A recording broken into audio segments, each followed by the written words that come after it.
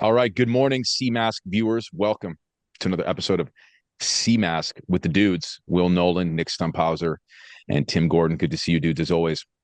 So today I want to talk about, I know this sounds kind of strange, but one of my favorite, or I guess most studied virtues of fortitude. And I suppose the reason for that being I get the line of work that I'm in, working with guys, you know, around particular addictions, overcoming lust, leading in their marriages better, fitness, etc. And it kind of always comes back to this virtue. But just in case anybody doesn't know or doesn't know how it's defined, I don't remember where I got this quote, but fortitude is the moral virtue that ensures firmness in difficulties and constancy in the pursuit of the good. It strengthens the resolve to resist temptations and to overcome obstacles in the moral life. The virtue of fortitude enables one to conquer fear, even fear of death, and to face trials and persecutions. It disposes one even to renounce and sacrifice his life in defense of a just cause. The Lord is my strength and my song. In the world you have tribulation, but be of good cheer. I've overcome the world. In a lot of ways, it's the forgotten virtue. It's the guardian of the other virtues, because without it, how can we truly remain faithful and virtuous in the face of chaos? And without it, we're like a house built on straw instead of concrete. And the logical end result of a lack of fortitude is either complete or, at best, lukewarm faith that runs cold.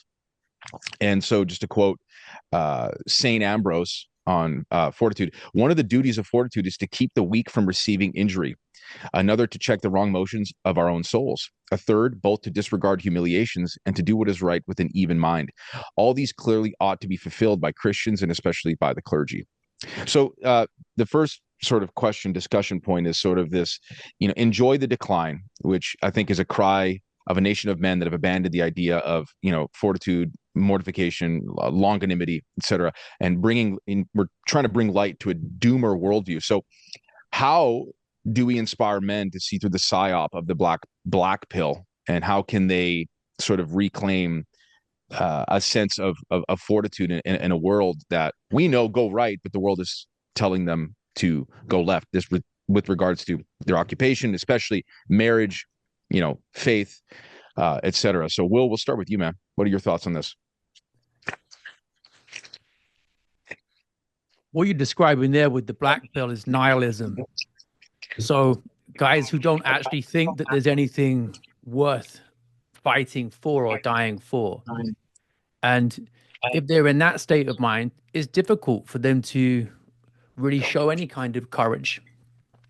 I think Aristotle said that, praise for bravery is contingent on justice. We care what someone is facing danger for. You don't really show fortitude if you're just a guy who likes base jumping, or if you're someone who likes doing lots of drugs and pushing it to the limit, so maybe you're about to overdose. The fortitude is related to showing courage in the face of like a noble death originally. And it doesn't have to be death, it's just noble causes. And unless a guy really believes that there's something that it's worth taking those risks for and committing to, then where's he going to show it in his life? Men will often seek out danger just for the sake of it because they know it's important as a man to show that kind of quality in yourself. But then it becomes just recklessness, right? Foolhardiness, where you're just doing dangerous things for the sake of it. So, I mean, part of what we do on this podcast is try to connect guys to the deep roots of patriarchy and family and give them a bigger sense of purpose beyond just themselves. And that's why we're here week to week. And I think that's the best answer to the black pill. It's showing that these things are objectively true, good, beautiful, and worth putting that effort into. Yeah, one thing you notice a lot when you look with any depth into the lives of professional athletes, whether they're American professional, pop celebrity, basketball, football types, or pro celebrities, MMA athletes or some of the lesser known pros, they're always ruled by their wives. And, even since the death of Kobe Bryant, probably best thing that can happen to his legacy, he was an overlooked great, probably number 2 all time. and he wasn't getting any propers until he died. So that's good that he got his propers, but everyone's forgotten. I mean, he was trying really hard, spending every hour to prop up women's basketball. And many of these guys will outright admit, if you listen to the big hulking dudes in the NFL, that they're afraid of their wives. Even Mel Gibson and Joe Rogan, two kind of manly, strong dudes that have been in fights and things you would associate with masculinity, both say, you let your wife or your girlfriend win arguments. So it doesn't matter what sport you're talking about. This just substantiates what Will was saying about courage. Base jumping isn't based. You have to be courageous in the face of something that's meaningful, not meaningless. And it's something that's consistently disappointing. The most muscled athlete out there, typically the second you stray onto the topic of marriage and family, like, oh yeah, happy wife, happy life, you're like, the muscles are meaningless. They're just show muscles, bro. Yeah, it's disordered, right? I mean, it's okay. You're achieving a semblance of natural virtue that only has a natural end. There's nothing that really comes from that besides bigger muscles. And I've always said that, if that's all you gain from training or whatever your, physical aspirations are, then you sort of miss the forest for the trees. If you can't remain, fortitudinous in your home with your wife, then you've completely lost the plot and you've missed the point. And Will, you said something. You say a lot of great things about marriage on Twitter, but you said that you could have a six-pack and make six figures and do all these great things and still have a completely dysfunctional, disordered home because you're not leading your wife, or you're not protecting them from your children, or you have absolutely no spine whatsoever with her, which is kind of like missing the point of all of these things, right? And I was entrenched in secular fitness culture, quote unquote, for a long time. And I looking back, I said, man, outside of this one place where I had a high degree of mastery in, I was completely effeminate. It was like, how chiseled are my abs? How much weight am I lifting? But I had absolutely no control over my concupiscible appetite. It completely ruled me. And in fact, I would say in a lot of ways, being in the gym kind of inflamed that to a degree as well. Nick, to add on to what Will and Tim were saying about this, what do you think? I didn't know for a long time that fortitude was the primary gift of the Holy Spirit. I think we're getting a bit of a echo from you, Mike.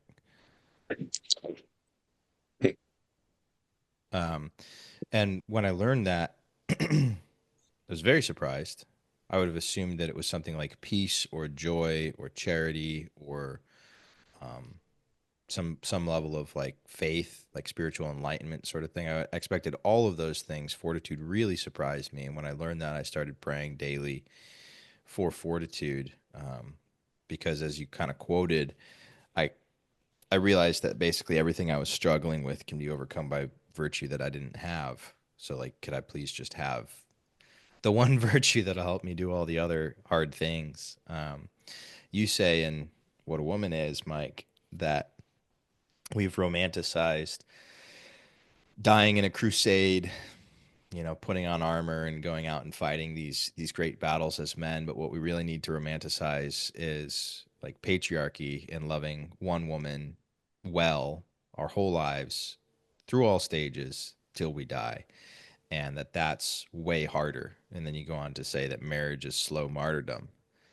And I have been married for like 30 seconds. And it's already something that has called upon my growth as a man more than the 7 documentaries that I've made around the world, on no money, the tech companies I've started, the hardships I've been through, all pale in comparison to just trying to be like a better man, to just conquer my own vice, basically.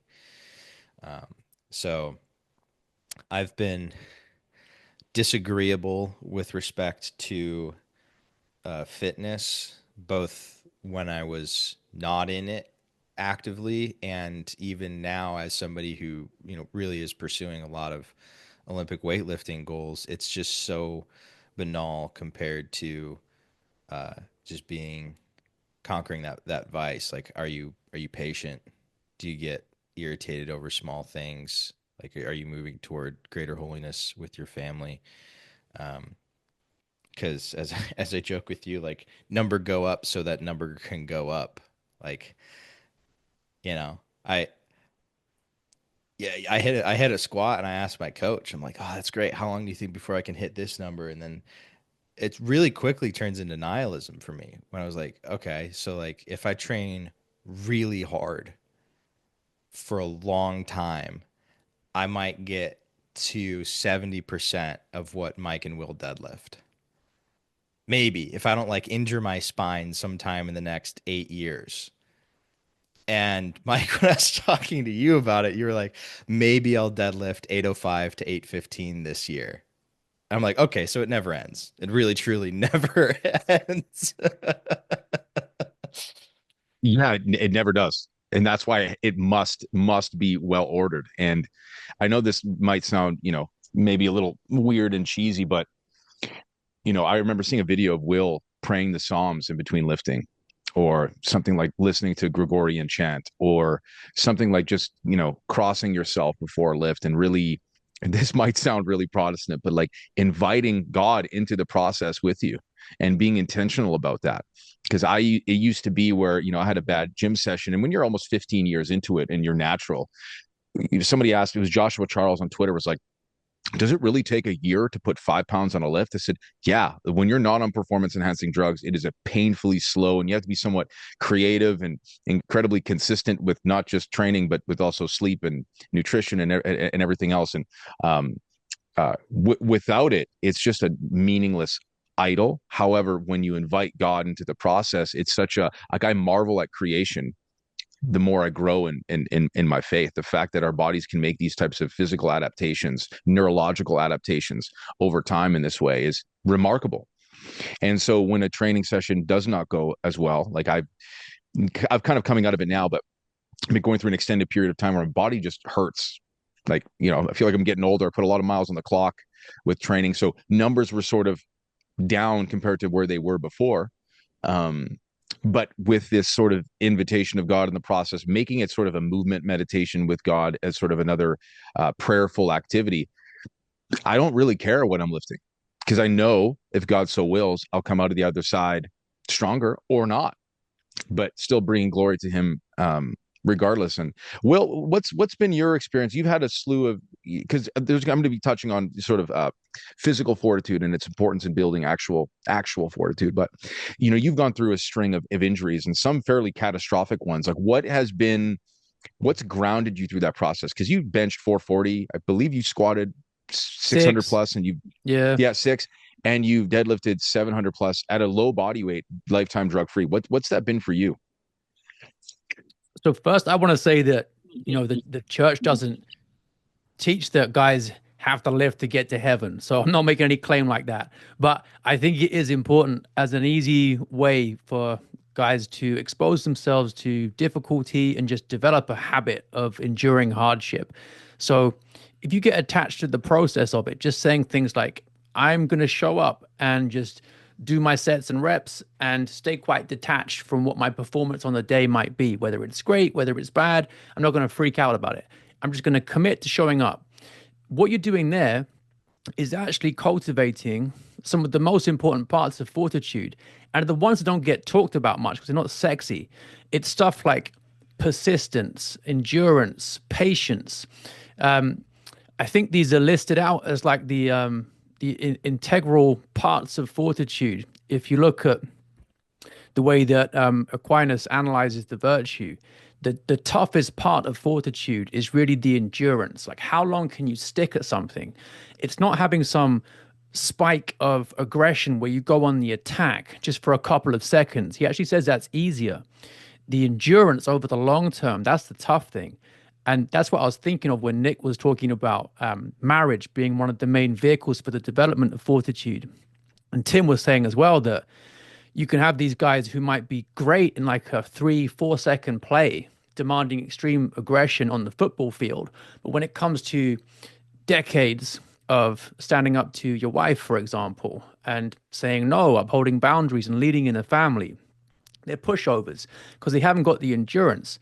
So for me, whether it's like I had a 120-pound dog run into my knee about 30 miles an hour and I couldn't walk properly for a couple of months. That was bad. I've come off a mountain bike, completely separated one shoulder. The bone was almost coming out. All those ligaments are all torn still. And I was thinking at the time, well, might not be able to bench press again. But I thought, well, I'll just show up and see and just use the empty bar. And then my goal after that, because my son saw that injury and it was bad. He talks about the memory still. I was thinking, well, wouldn't it be cool if I could get my bench into the low 400s again, just to show him, not for myself, but to show him, like, if you just stick at it, you can come back. And that's the goal. Hopefully it will happen this year at some point, and that will be great, God willing. But it's more about just sticking with it and being patient. And like I said, not overreacting to bad moments or good moments, and just that consistency in so many areas of life. That's what's important.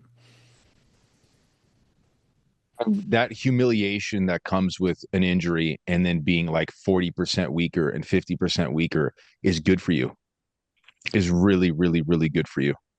And I've experienced this time and time again. Go ahead, Nick. Just the Augustine quote from, I guess, last week, maybe whatever Will's one was, where like the degree of their suffering was an indication of the degree of their idolatry. If it is actually really humiliating that your squat goes from 600 to 300 or from 600 to 0 and you can't walk, like, I don't know, that seems a little worrisome spiritually to me. Yeah, too attached to it. Because like when I started lifting again after a couple years of being sedentary, just working, like a filmmaker's job, a tech guy's job is this: I sit at a desk in front of a computer, and I was getting to through courtship, and I was going to get married, and I was like, I want athleticism. I don't want even to be the strongest guy or even to be the most physically attractive man. I want athleticism, which is to say that anything that I might have to do or be as a husband or a father, I want it to be easy for me. That was what I was pursuing when I came back to the gym. Just make it all really easy. I don't want to get winded doing anything that I would have to do over the next few years. I want to feel really good in my body, carrying babies and walking with families and moving houses and all that kind of stuff. I achieved that in the first 2 months. What's that? Carrying babies around for 9 months? Yeah. Yeah, holding them right here. You guys have seen my leopard print sling, yeah? Changing diapers. All the diapers are going to be changing. See, if you Zoomers keep saying we are pregnant long enough, you're going to actually start being able to carry them in your in our kangaroo pouches. It's she is pregnant. Kids out there listening, she is pregnant. But like, I achieved that right away. 2 months in, it's not hard to like get back to that sort of level of conditioning. And so if your goals are past being like a physically capable man, like I always try, I mean, Will, you say what's new isn't true. Like, gyms were invented in the 1960s after the creation of Mr. Olympia from Joe Weider, who plucked Arnold Schwarzenegger out of Austria, greased him up, and put him on stage. All right. And then your ab machines and your Jenny McCarthy workout videos and your 24-hour Planet Fitness subscriptions are downstream from that. They're 60 years old or less. So if your goals are beyond being a reasonably attractive, reasonably athletic spouse, then yeah, you're probably going to feel like humiliation when that idol that you've made gets smashed on the ground because you tear something. Ripperger made a really good point. I heard a talk about fasting, and he says, so many people that fast are obsessed and thinking about how they're going to break their fast. And he goes, all of a sudden, as soon as you sort of descend into sort of that state of mind, you've lost all the graces and merit that comes with the fast, because the point of it is holy indifference. And that's an impossibly difficult thing to develop. And so I've started fasting on Sundays, and without thinking so much about, if I'm going to eat again or when I'm going to eat again. And it's interesting when I go and, take communion and I'm hungry, and I'm not so much thinking about that. I'm trying to stay more prayerful and mindful. The hunger sort of flatlines, and it's no longer difficult. It's a way harder pursuit for me to sort of detach from lifting in that sense, because so much of it has been, my identity has been built around it.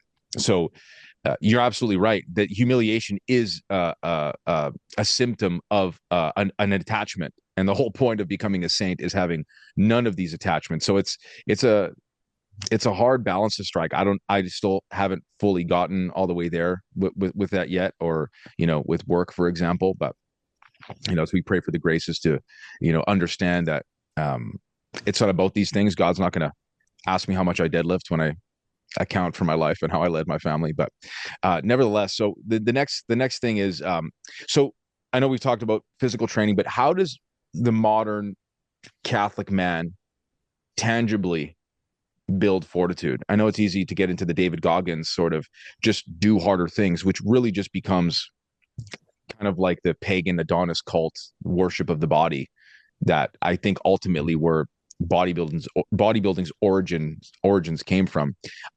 What are some of those things for guys? Because I know a lot of guys that listen to us, they love what we have to say, but I know some dudes, I know for me too, it's like, you really got to spell it out for me and like hold my hand. Like, how do I do it? Like, how do I develop this virtue? Like, bullet points, say it like I'm 5. Tim, I challenge you to say anything like somebody's 5, because I don't know if you can. Just kidding. What'd you say? Go ahead, Tim. I didn't hear what you said. The last. I said you probably find it very difficult to explain anything like anybody's 5, because your brain is just galaxy brain. No, I would say harder things publicly. That sometimes it's easier done than said. I know a lot of. No, I don't know a lot of Catholic guys that run their household. Outside of you guys, there are only a few. But I know some Catholic guys through the TLM that do run a non-feminist household. There's like 1 to 2% of us out there, but they don't say it. They're not willing to say it. And in this case, it's easier done than said. To just do. Say it at your work. Say it at the water cooler. Talk openly and freely. Make jokes with joy, with a full heart again, and being, make jokes which are always at the cost of some victim class. I mean, that's what funny jokes are anyway. Bring back good jokes. I mean, for one thing, the word, I don't know, like, rhymes with hag, that with a letter beginning the word close to H in the alphabet, and like retard, those have been brought back. That's a really good development. We need to bring back all the words that have been X'd out from the language. We need a right wing that's, aside from smut, which should always be censored, at least we need a no censorship culture. And what I'm talking about when I reference the guys that I know, pro athletes, friends of mine that are just legitimately afraid of their wives, is they're really afraid to even share their podcast lists with their wives. If they're listening to CMask, they're literally like, I can't let her see that. It's the most pathetic thing I've ever seen. So the mouth, as some of the great saints have said, some of the great monastics who were the first ones following St. Anthony to take, like, I think feast day was yesterday, to take oaths against speech, all speech. The mouth is a quick way to hell, a quick form of, cultivating lots and lots of vice. It's also a quick way to test your mettle for fortitude. And I know you hear every other thing, because in the completely upside down WASP culture, Anglo-Saxon culture we've been raised in, it's the opposite. They're like, work really hard, self-reliant. Self-reliance is gay. It contradicts the equity, the specific difference of a human being. We're social animals, and one of the proper accidents is we're rational animals, and therefore we're social animals. So no one's self-reliant. Like, stop. And basically, words aren't needed to say anything. I'm thinking of a quote from Dostoevsky where he said, if I'd only said a little bit more, this is, the great one, the great novelist of all time, perhaps I could have converted more hearts. The tragedy that could be avoided if only a little more had been said. So I think just undoing WASPism, white Anglo-Saxon Protestantism, which is a kind of baptized Enlightenment thought, it's just really toxic. And learning that what you say can actually set a kind of example for yourself, a standard for yourself, where you're like, I was talking tough. And I talk tough at the water cooler, even though normally I've been really, really a weenie about lowering my voice if I say anything approximating what I actually believe. I work for a major corporation and they're woke, so say it. You just set the standard for yourself. Remember that time I did it? Maybe this guy is basically browbeaten, henpecked at home by his wife. And he's like, well, I did that at the water cooler. I said what I really thought, even though my boss's office was right around the corner. And several people that aren't close friends had cubicles nearby. Maybe I'm just going to be honest in front of my wife. And you say honestly things about feminism in front of your wife. And next thing you know, people are coming up to you and talking to you, saying, I heard you say this. It was really interesting.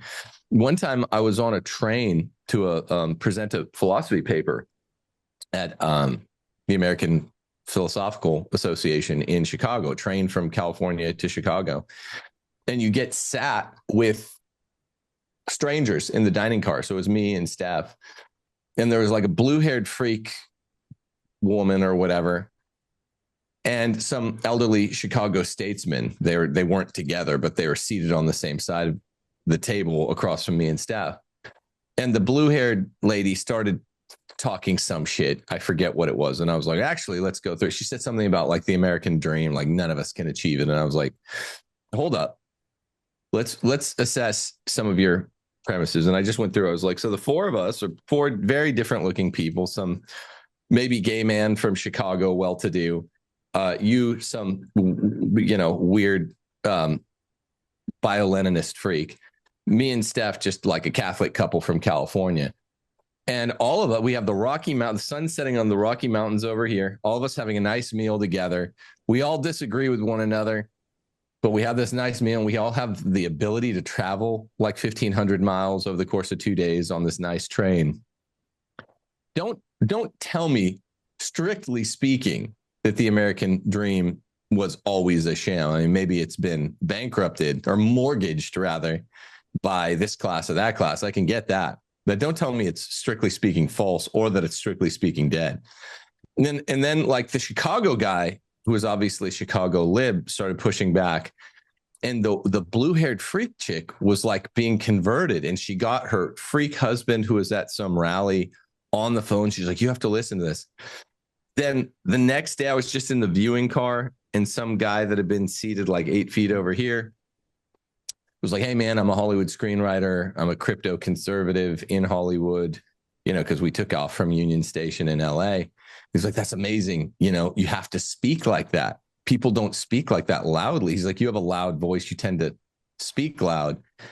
And so many people were hearing the sense in what you're saying, everyone but the old Chicago guy.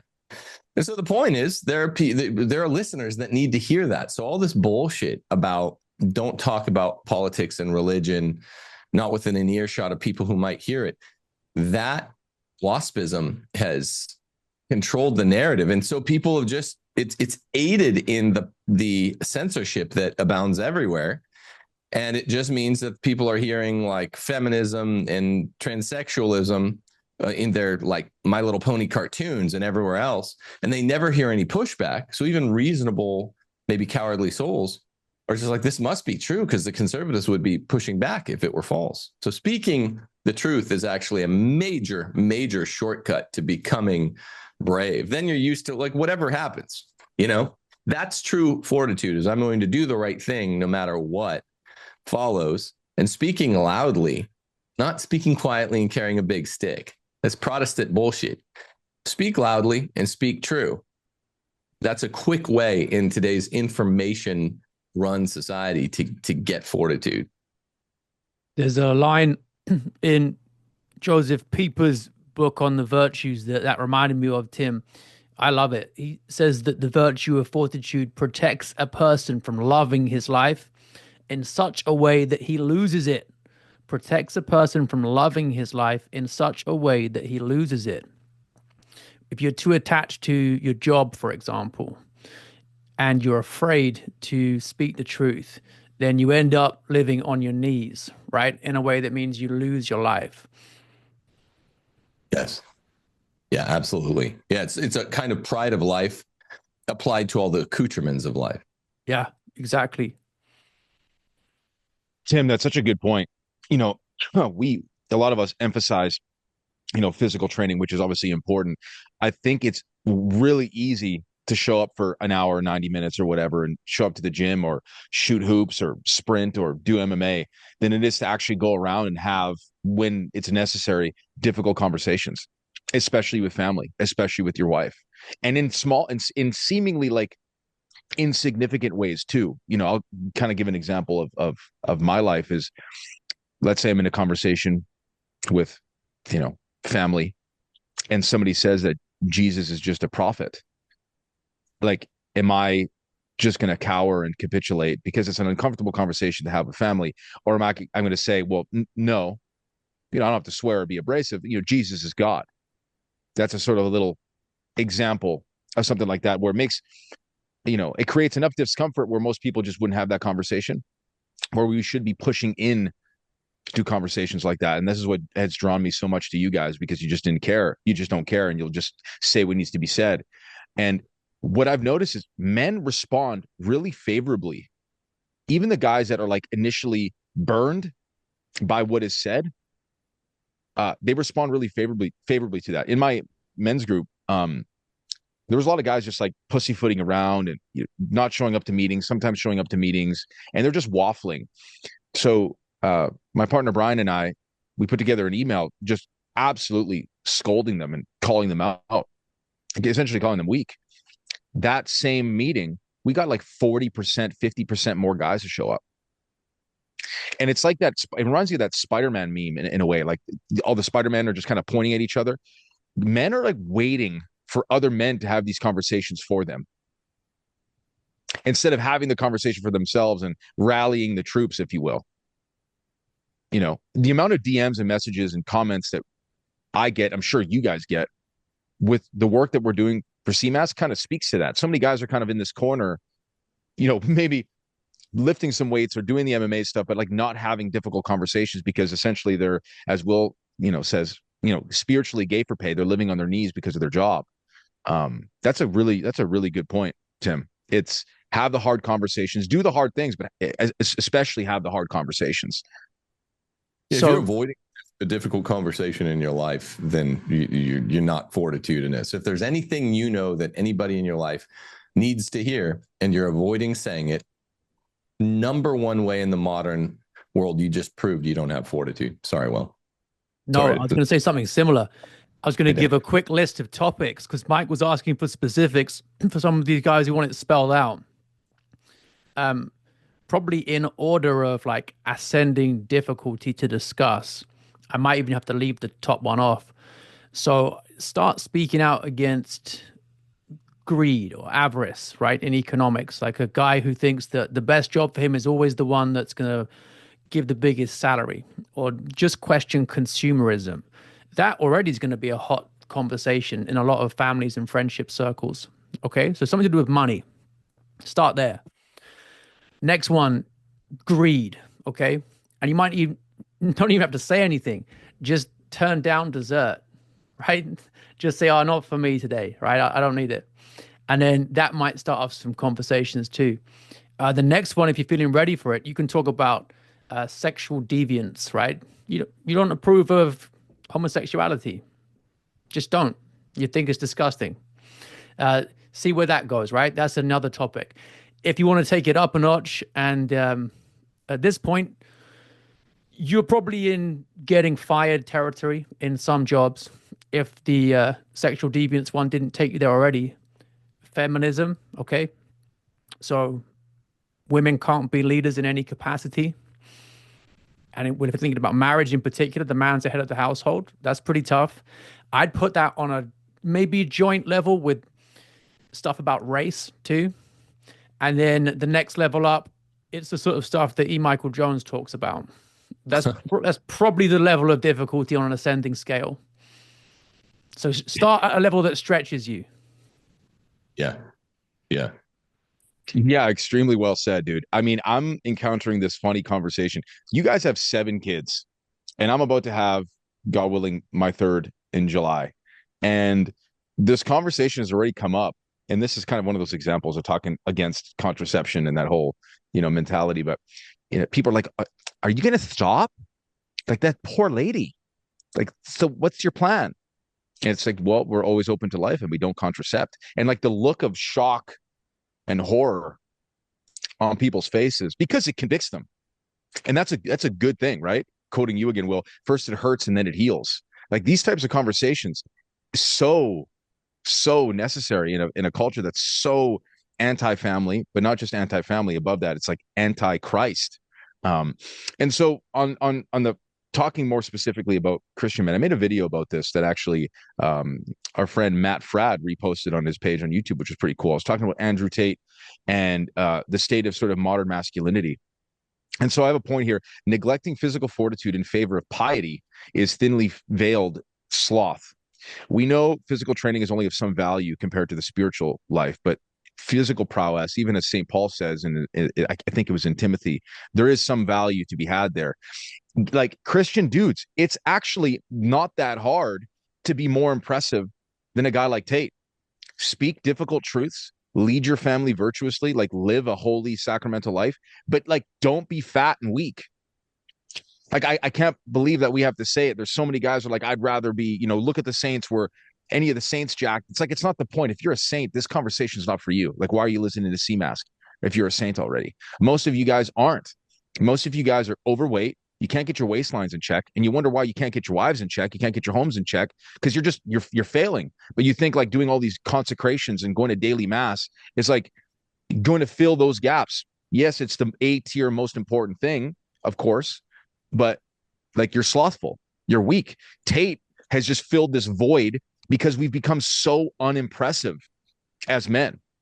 We become such poor examples of how to actually evangelize or be leaders. Like, dude, like learn to fight. Like, don't be fat. You don't have to be chiseled and ripped and the strongest guy alive, but just be physically impressive and even more spiritually impressive. I don't know why this is so difficult and why this falls on deaf ears and like the normie Catholic crowd. I have no idea, and it's endlessly frustrating. The normie Catholic crowd is feminist, and sorry, but that extends to basically everyone, almost everyone, right outside this little circle here. And then the Groypers don't have the feminism thing happening. They have some of the debilities specific to their generation, but they don't have the ones specific to Gen X and boomers. Most other people do. So they're kind of, it's kind of like this group, and then the people that listen to maybe NJF and EMJ, they don't have it, but pretty much everyone else does. But here's the thing. The red pill guys all have it. You notice I did a kind of debate thing with Aaron Clary and Paul Elam, and Andrew Wilson was kind of on my side. Those are the men going their own way guys. And they're like, hey, look, get a girlfriend, let her work. You'll have 2 incomes. So they're cucked on that. This is supposed to be the cutting edge against feminism. And they're like, yeah, get your girlfriend in the workforce, pimp her out, do that. Myron Gaines just yesterday from Fresh and Fit tweeted about a woman in combat. He's like, great for her that she met some goal that was probably stretched to let like a girl make it. But our fighting force is still weakened, to be politically correct. Keep women out of combat. He didn't say out of the military or sports. Keep women out of sports, keep women out of the military, keep women out of politics, just combat. I mean, they're progressives. The red pill guys are not cutting edge in the first place. It's not like they're cutting edge and they're saying true stuff, but they're saying it mean and in a crass way. They're progressives, and they're all for, whether it's red pill or men going their own way. They're feminist. Side point. Yeah. No, that's a great point. I feel like in a lot of ways we're living in Nero's Rome, where like this stuff is so common, women in blood sport and combat sports. And I always laugh at your reaction of how, Joe Rogan and all these dudes are like, when these girls are like knocking themselves out, you're like, how absolutely like inverted and dysphoric has our culture become? But back to the first point. I don't know how we inspire guys to actually like do these types of things, because again, you're absolutely right. Tate is a progressive. These red pill guys are progressive despite getting a lot of these things right. I think the Groypers have some great points. It's just I think they just, I don't know. I don't even have the proper words to express how like insane those guys get online, despite the truths that they purport. But how do we get Catholic dudes? Say again, Tim? I said, to be fair, people say the same shit about us. These guys get crazy. That's fair. No, that's fair. That's very fair. But we'll besmirch anyone. Yeah. Yeah, definitely. Well, how do we just get these Catholic nerds to stop being nerds? And just to put it in just plain like meathead terms, because part of building this virtue is just like, okay, you can wear a sweater vest, bro. Like that's fine. You can be well studied on theology, and that's fine. But like, just don't be a pussy. They're offended by even you saying that. Yeah, they'll pearl clutch so hard, like it's worldly language. Okay, right, but it offended you. So obviously there's a semblance of truth to that statement because of this widespread pussification of specifically Christian men, where it's like no other faith outside of Catholicism has brought like the honor and dignity and love and sort of understanding of the human body more than our faith. There was that one Pius XII addressing the Italian sporting associations in the 50s, who like just laid it out so plainly, and we've completely, fallen away from that. Probably due in part to obviously feminism, or the absconding father. I guess I'm just rambling here, but I don't know how we get these guys to do it, grabbing them by the necks and like shoving them into gyms and putting like whey protein down their throats or something. But like, what do we do for these guys besides just talking about it and offending them? I don't know. I'm kind of at a loss. Well, if they're in pain, and most of them are, because they're coming to you, for example, Mike, about how to get help to get out of it, like give me the steps, just drill down further into the areas in their life that they feel really discontent with. And I think a really great question is, what are you afraid of? Because fortitude is actually about the inability to face fear. That's what it comes down to. So that people have to figure out what they're afraid of and why. And the only thing that a man is supposed to fear is God. And if you are afraid of something else, really you've turned it into a miniature God for yourself. So there's a connection to idolatry there. Figure out what you're afraid of and ask yourself why. And what does that tell you about who you are as a man? And are you happy to live like that?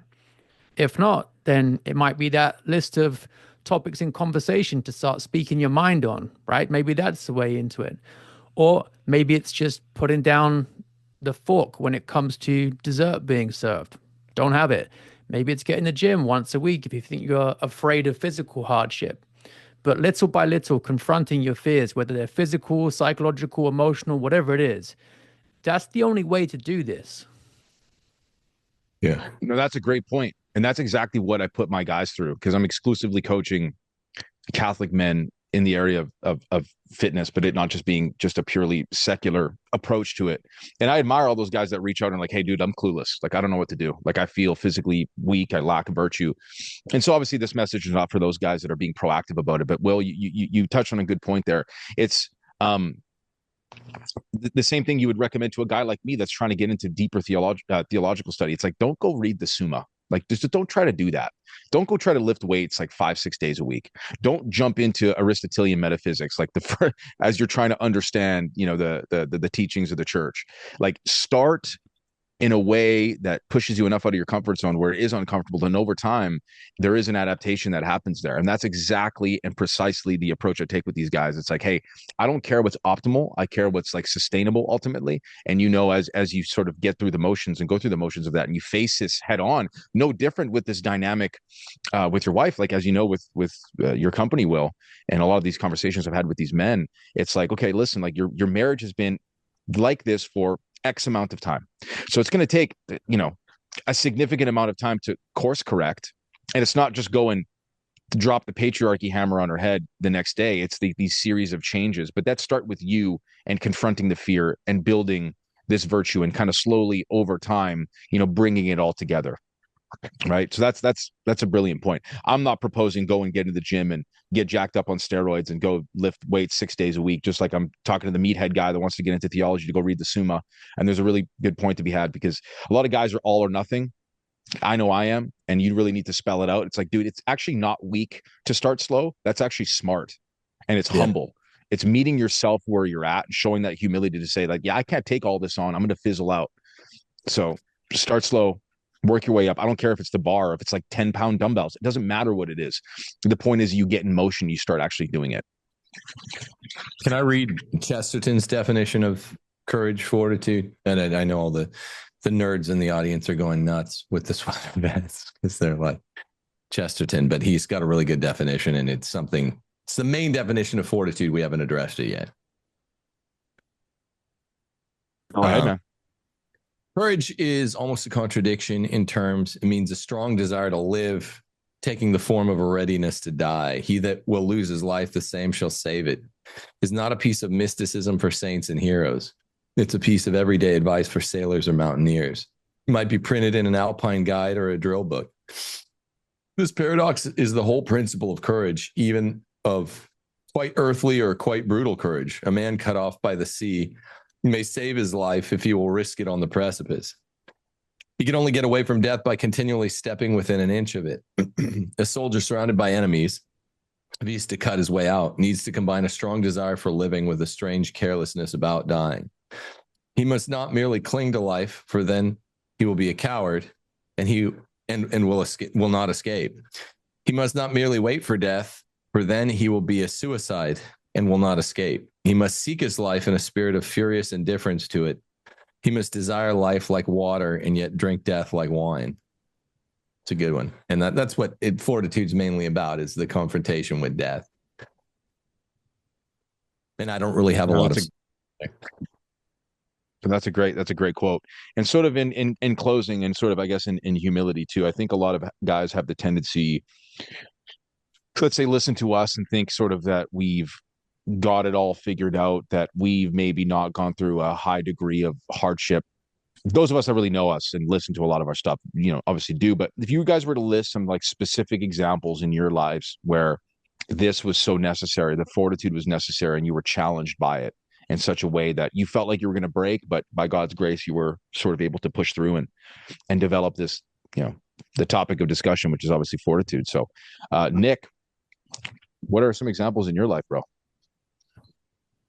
No, it's an English teacher of mine said knowledge is tied to culpability. And as soon as you know something to be true, it's your responsibility morally now to act on it.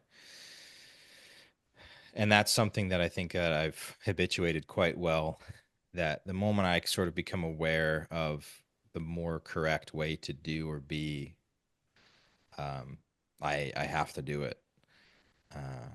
And I was just talking to, or texting with Tim and I's mutual friend Scott about this, that like, no, Christianity, nobody really understands in the secular world how much it asks of you, because you don't just want to, you're not just supposed to do the right thing.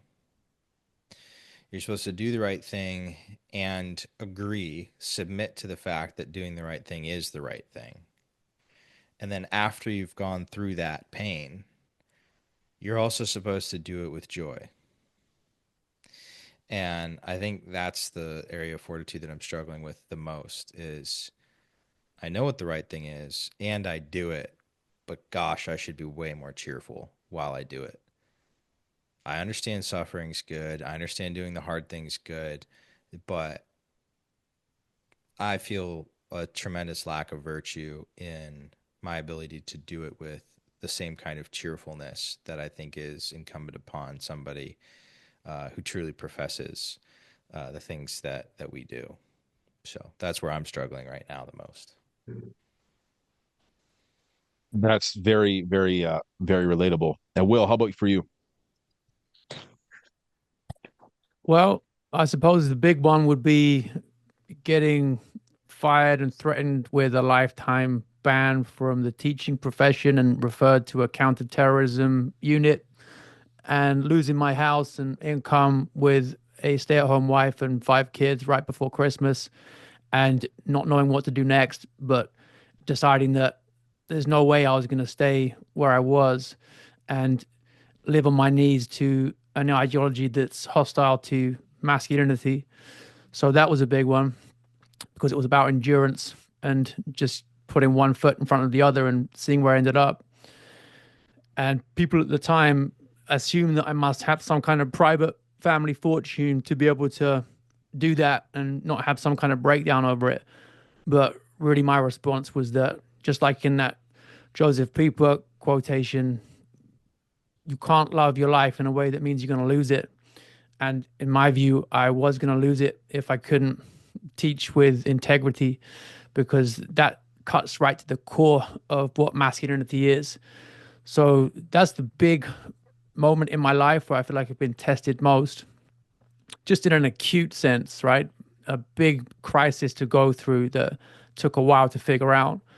And then just the daily test of fortitude as well, in the sense of endurance, of just making the effort to lead a large family without my wife, working outside the home in a world that's very hostile to that and does everything it can to try and make men believe it's not possible, even from the way the tax system is structured. So it incentivizes having a wife who works outside the home because you get massive benefits from doing that. They're trying to suck you into it, and just believing that there is actually a way to get it done, even if you can't see it sometimes. You just keep pushing and trust that you can have confidence in God and it is possible, because he doesn't ask us to do things that are impossible. So that brings out all kinds of weakness in me day to day, exposes that in the surface. And that's a good thing. You need to find that in yourself and face it down, grind it out of yourself. That's super well said, Will. How about you, Tim? I think it's family life in conjunction with the confrontation with death that I think constitutes the truest fortitude. It's, began for us. We have 7 kids with our first daughter, Abigail, when I lived in Rome and was studying there, and several brain surgeries there made me, as a young man, confront a young, healthy man who had really never had any known any young people who had any major health problems, confront it right there with my first daughter, because Steph had to have an emergency C-section. All of our following children would have to be C-sections, meaning there's a mini confrontation with death there. Abby would have ongoing brain surgeries and eventually have one half of her brain essentially removed, when she was older. Confrontation with death there. Just a constant daily reminder that the more you grow your family, you have 7 kids too, the better it is for you and everyone in the family. The bigger the family, the more virtue it takes just to live together in a household of, 9, 10, 11, 12, lots of people. It's just the less selfish it makes you. And that's beautiful and that's good. And that's the kind of natural virtue I have always gelled with easily. What's hard is how much you love them, not also growing linear to the amount of children you have, because there's that amount of love that just grows, but kind of burgeoning pride of life, especially when you have one kid that needs constant attention. And so it's just scary. It's scary to love your family as much as you do and to not really have any control over your eldest daughter's health or really any of your health. So the daily confrontation with building fortitude comes for a special form in the household, the lay patriarch householder guy. To whatever extent you actually really, really love your family, you just don't want to be separated from them. And of course, for me, it's circumscribed by the psychic scar tissue. What happened with our firstborn, and Steph's been through 6 C-sections. We thought she was pregnant the last 2 weeks with number 8. Turns out she's not, but you're just always giving it to God. Like, okay, if she's pregnant, she's going to have her 7th C-section with number 8. Then, just protect her. Whatever, that will be done. That will be done. To acknowledge you're not really in control is the scariest thing. And hopefully I'm getting a little better at that. I'm fine at cultivating the natural virtues, but that one seems to be, in the words intoned by Chesterton, the almost supernatural virtue that just requires otherworldliness in probably in the realm of the supernatural virtue of faith. Yeah, that's a great point, Tim, about the confrontation with death, because it comes back to the way that Aristotle talks about fortitude. And I was thinking as you were saying that for guys who really want to see fortitude, sometimes the best place is going to be in like a hospital for sick kids rather than a gym full of meatheads, right? In terms of the long-term confrontation with it and not letting your spirit get broken, that's one of the best places you can see the real spirit of fortitude. Right. Yeah, that's all great. That's amazing stuff, guys. I